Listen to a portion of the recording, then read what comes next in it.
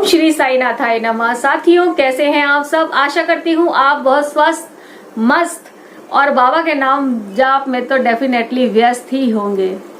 तो साईं भक्तों, आज की लीला कहती है कि एक बार मद्रासी भजन मंडली, जो हर जगह दूर दूर स्टेट में जाकर भजन कीर्तन किया करती थी, काशी से अपनी भजन मंडली को लेकर लौट रहे थे एक बार मद्रासी फैमिली।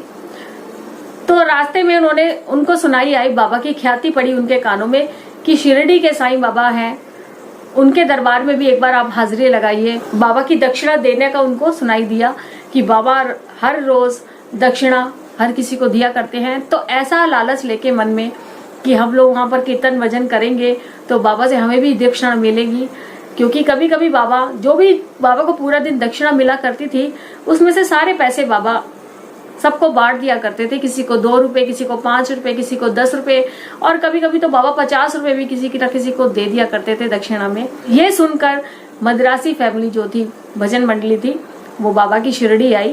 तो मद्रासी फैमिली थी, जो उनके जेंट्स थे, मेन जो बंदे थे, उनकी एक ही मतलब वो अपना जीवन यापन करने के लिए जो कमाते थे, वो उस वजह से शिरडी आए थे कि जाएंगे और बाबा के यहाँ भजन कीर्तन करेंगे तो बाबा से हमें कुछ रुपए पैसे मिल जाएंगे। और उनकी वाइफ जो थी वो बहुत सीधी और सरल स्वभाव की थी। तो वो जब बाबा के दर्शन करने के लिए गई तो उनको उनमें बाबा में गुरुदेव अपने राम दिखाई देने लगे, और वो बाबा को एक टक देखे देखे मुस्कुराई जा रही थी। बाबा की आरतियां हो रही थी उस समय जब वो शिरडी पहुंचे थे, तो वो बाबा को देखकर मुस्कुरा रही थी। और वो उनके पति देखकर ये सोच रहे थे कि सब तो अपनी जगह आरतियां कर रहे हैं, लेकिन ये मुस्कुरा रही है, इसको क्या दिखाई दे रहा है। तो उन्होंने अपनी वाइफ से पूछा, उन्होंने कहा मुझे तो मेरे बाबा के अंदर राम दिखाई दे रहे हैं, मेरे गुरु जो हैं जिन्हें मैं मानती हूँ, मुझे तो मेरे बाबा में वही दिखाई दे रहे हैं। अब उनके पति कहने लगे कि तुम एकदम सरल स्वभाव की हो, पूजा पाठ ज्यादा करती हो, तो हो सकता है तुम्हें इस वजह से अपने बाबा के अंदर अपने राम दिखाई दे रहे हैं, लेकिन हमें तो ऐसा कुछ नहीं दिखा। और यहाँ पर इतने सारे लोग बैठे हुए मंडली वाले, उनको तो कोई कुछ नहीं दिखा, बाबा वैसे ही दिखाई दे रहे हैं जैसे बाबा है, और तुम्हें बाबा की जगह राम दिखाई दे रहे हैं। तो हो सकता है तुम स्वभाव की बहुत सरल हो, इसीलिए तुम्हें बाबा राम के रूप में दिख रहे हैं। लेकिन उसने ज्यादा बहस ना करते हुए उनकी वाइफ ने वो बात वहीं खत्म कर दी। उन्हें फिर भी निरंतर बाबा के अंदर राम के ही दर्शन हो रहे थे, क्योंकि बाबा वो साफ दिल की थी, तो बाबा ने उनको अपना दर्श कराया। अब एक रात को जब वो मद्रासी फैमिली सोने चली गई, तो उस लेडी के जो पति थे वो क्या देखते हैं सपने में कि वो किसी जेल के अंदर बंद है, कारावास के अंदर बंद है, वो कारागार के अंदर। और ठीक बाहर बाबा खड़े हुए हैं, जेल के बाहर बाबा खड़े हैं और वो जेल के अंदर बंद है, और वो फूट फूट के रो रहे हैं कि बाबा मैं यहां कैसे पहुंच गया। तो बाबा उनको बोल रहे हैं कि तुमने चोरी की है, इसीलिए तुम्हें ये सजा मिल रही है। तो उन्होंने कहा बाबा जहां आप हैं वहां मेरे साथ ऐसा कैसे हो गया, मुझे कैसे कारावार में डाल दिया, मैंने तो कोई अपराध नहीं किया। बाबा ने कहा ऐसा तुम मानते हो? उन्होंने कहा हाँ मैं मानता हूं कि मैंने कोई अपराध नहीं किया, और फिर जहां आप हो वहां मेरे साथ अन्याय नहीं हो सकता। तो बाबा ने कहा अगर तुम्हारा ऐसा ही विश्वास है तो आंखें बंद करो। तो जैसे उन्होंने आंखें बंद करी, तो उन्होंने फिर से सपने में ही वो आंखें बंद कर रहे हैं जेल के अंदर। तो जैसे उन्होंने आंखें बंद करी तो उन्होंने देखा कि एक बहुत तेज कुछ गिरने की आवाज आई है। तो जैसे उन्होंने आंख खोली तो उन्होंने अपने आप को जेल से बाहर पाया, लेकिन वो क्या देखते हैं कि एक पुलिस वाला धरती पे गिरा पड़ा है और उसके शरीर से बहुत ज्यादा खून निकल रहा है। और ये चीज देखकर वो घबरा गए। बाबा उनके निकट खड़े हैं। उन्होंने बोला बाबा जेल से आपने बाहर निकाल दिया, लेकिन ये क्या? तो बाबा ने कहा इस पुलिस वाले का खून तुमने कर दिया है और इसका इल्जाम अब तुम पे लगेगा। अब पुलिस तुम्हें पकड़कर फिर से कारावार में डाल देगी। वो फिर से बाबा के चरणों में गिर गए और बाबा के सामने रोने लगे कि बाबा मुझे बचा लीजिए, मैंने इन्हें नहीं मारा। ऐसा ये सब सपने में चल रहा है। तो बाबा ने कहा ठीक है, फिर तुम अपनी आंखें बंद करो। उन्होंने फिर से आंखें बंद करी तो फिर उन्होंने अपने आप को मुक्त पाया और बाबा के चरणों में गिरा हुआ पाया। तो बाबा ने उनको बोला कि अब ये बताओ, तुम मुझे मस्जिद में आके प्रणाम किया था और जो तुम मुझे अब गिड़गिड़ाकर प्रणाम कर रहे हो, इसमें क्या फर्क है?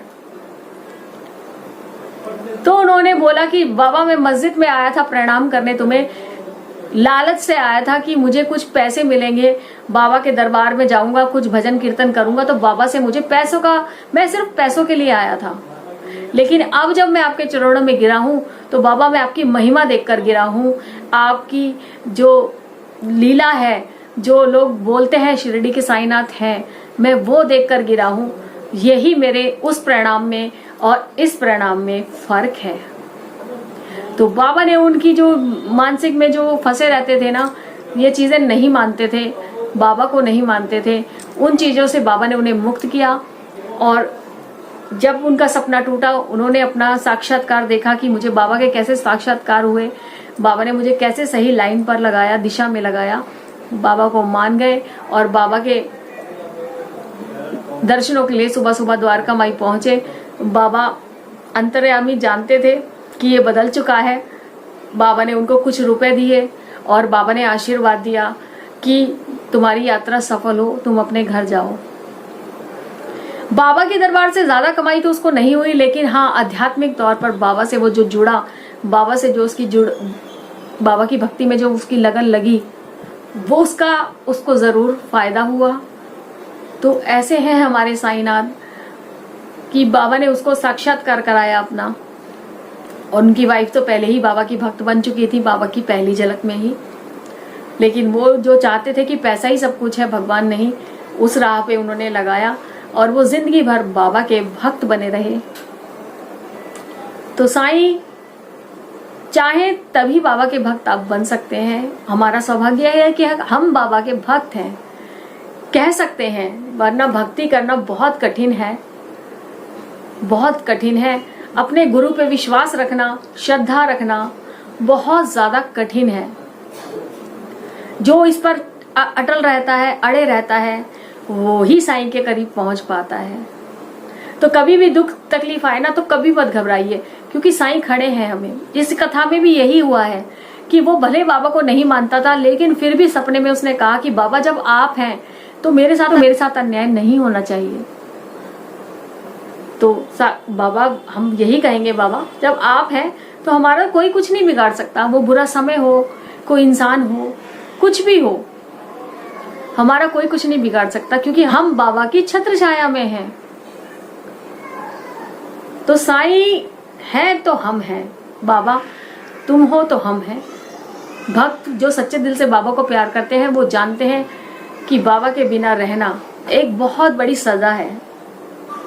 तो जब तक बाबा के चरणों में आप रहेंगे, आप सुरक्षित रहेंगे, मेरा यही मानना है। और हर साईं भक्त जानता है बाबा की लीला, तभी वो बाबा से जुड़ जाता है। हर किसी भक्त को बाबा अलग अलग मिरेकल्स देते हैं, अनुभूति कराते हैं। और छोटे बड़े हर किसी साईं भक्त को बाबा ने कभी ना कभी कुछ ना कुछ अनुभूति जरूर कराई है। अगर आपके पास भी है कुछ बाबा की लीला शेयर करने के लिए, तो आप मेरे इस चैनल पर शेयर कर सकते हैं। मेरा नंबर है 9318316557। आप इस पे मुझे मैसेज कर दीजिए, कांटेक्ट मैं आपसे करूंगी और आपकी उस लीला को अपने चैनल पर भी हम लाएंगे, ताकि उसका फायदा लाखों करोड़ों भक्त उठा सकें। जहां जहां तक बाबा को नहीं जानते वहां तक वो पहुंचे और बाबा से सब लोग जुड़े। तो चलिए साईं भक्तों, वीडियो अच्छी लगी है तो लाइक कर दीजिए, सब्सक्राइब कर दीजिए। आपके एक लाइक से मेरा मोटिवेशन बहुत ज्यादा बढ़ जाता है और आप मेरी फैमिली का हिस्सा है, इसीलिए तो मैं आपसे रिक्वेस्ट करती हूँ कि प्लीज लाइक करिए ना। अपनों से ही कहा जाता है, परायों से नहीं कहा जाता। तो चलिए साईं भक्तों, बाबा की किसी और लीला के साथ, किसी और मिरेकल्स के साथ फिर से हाजिर होंगे। तब तक ओम साईं राम, जय साईं राम।